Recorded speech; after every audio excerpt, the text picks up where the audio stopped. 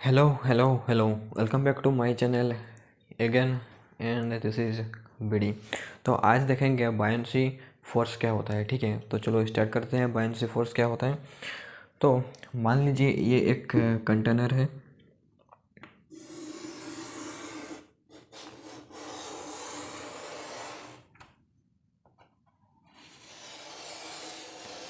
ये एक कंटेनर है और इसमें कुछ फ्लूइड है, लिक्विड है, पानी है, आप जो भी बोल सकते हैं बोल दो। ठीक है, और मैंने इस पर एक प्लास्टिक बॉल डुबाने की कोशिश की। ठीक है, ये मान लो प्लास्टिक बॉल है।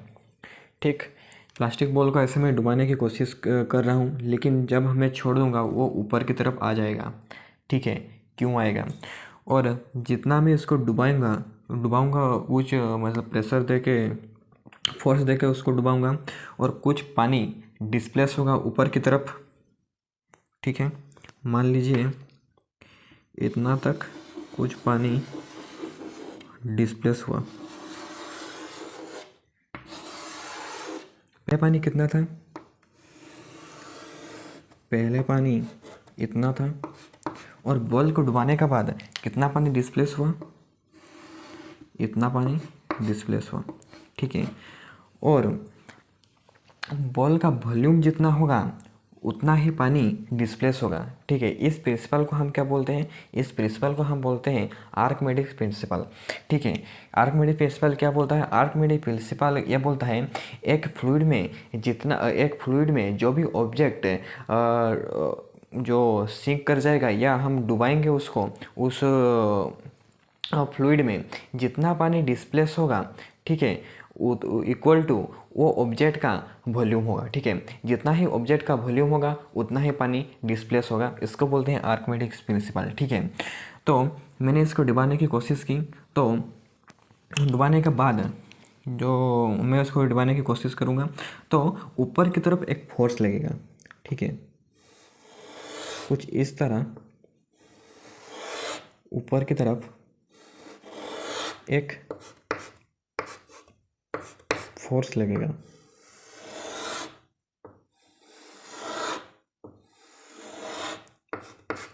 और वो फोर्स लगाने के कारण वो जो फ्लूइड एक फोर्स लगाएगा, तो वो फ्लूइड फोर्स लगाएगा जो लगा रहा है, उसके कारण ये जो बॉल है वो ऊपर आके तैरेगा कुछ इस तरह। ठीक है, और फ्लूइड में और एक प्रेशर जो काम करता है वो होता है एटमॉस्फेरिक प्रेशर। और एक प्रेशर काम करता है, क्या काम करता है?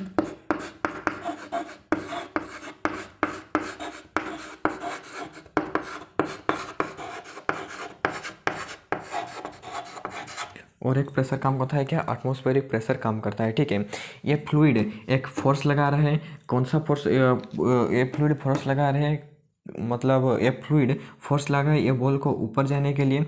वो फोर्स को हम क्या बोलते हैं? बायोट फोर्स बोलते हैं। ठीक है, और एटमॉस्फेरिक प्रेशर भी लगा रहा है उस बॉल को डुबाने के लिए। ठीक है, लेकिन वो बॉल नहीं डूब रहा है क्योंकि ये जो फ्लूइड का प्रेशर है वो ज़्यादा है, अकॉर्डिंग टू प्रेशर ज़्यादा है कंपैरिजन टू कितने एटमॉस्फेरिक प्रेशर से। ठीक है, तो इसलिए वो बॉल फ्लूइड में सिंक नहीं करेगा, ऊपर आके वहाँ पर फ्लोट करेगा। ठीक है, तो डेफिनेशन में ये बोल रहा कि when an object is place in liquid it exerts an upward force on object which make the object appear to be lighter.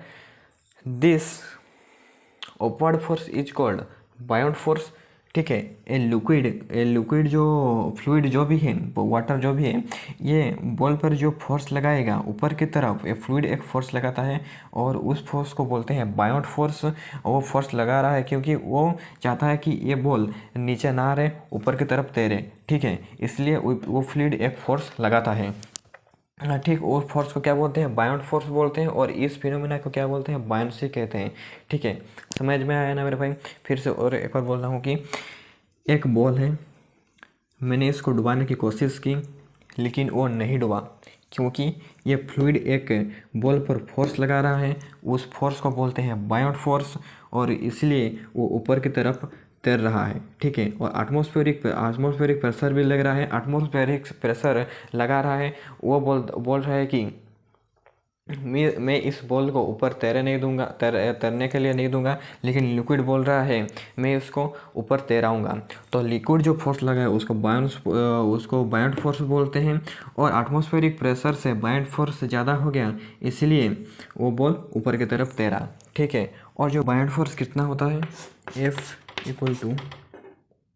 V ρ G होता है। ठीक है, और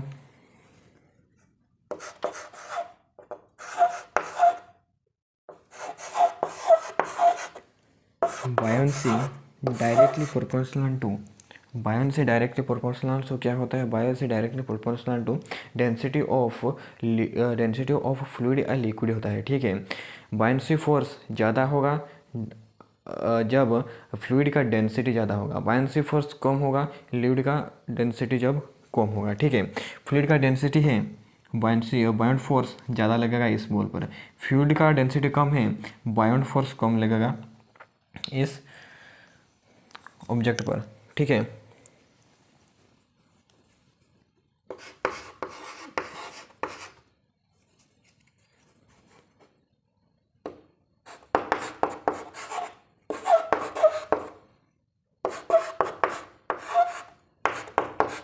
डेंसिटी ऑफ फ्लूइड।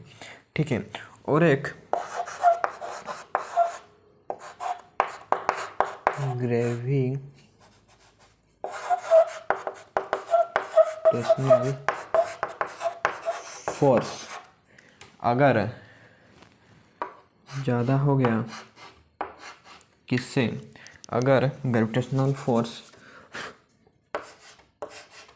ज़्यादा हो गया, अगर ग्रेविटेशनल फोर्स ज़्यादा होगा किससे? थ्रस्ट से। थ्रस्ट से मतलब ग्रेविटेशनल फोर्स ज़्यादा हो गया थ्रस्ट से। थ्रस्ट का मतलब बायोट फोर्स। ठीक है, अगर ग्रेविटेशनल फोर्स ज़्यादा हो गया किससे? ना बायोट फोर्स से, तो वो ऑब्जेक्ट डूब जाएगा। ठीक है, अगर ग्रेविटेशनल फोर्स कम होगा बायोट फोर्स से, तो वो क्या करेगा? ऊपर तैरेगा। ठीक है, वो देख लेते हैं।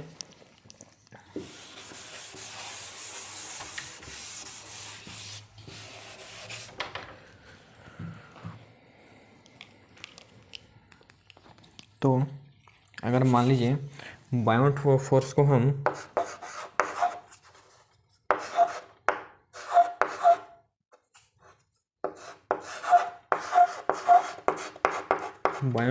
हम किससे? यू से डिनोट करते हैं, और ऑब्जेक्ट का वेट को हम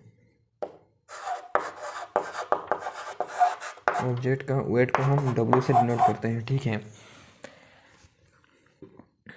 यू बायोट फोर्स अगर ज़्यादा हुआ ऑब्जेक्ट की वेट से, तब क्या होगा? तब वो ऑब्जेक्ट सिंक कर जाएगा, वो डूब जाएगा। अगर बायोट फोर्स कम हो गया ऑब्जेक्ट की वेट से, वो क्या करेगा? फ्लोट करेगा और तैरेगा। ठीक है, और अगर बायोट फोर्स इक्वल हो गया ऑब्जेक्ट की वेट से, तो वो क्या करेगा?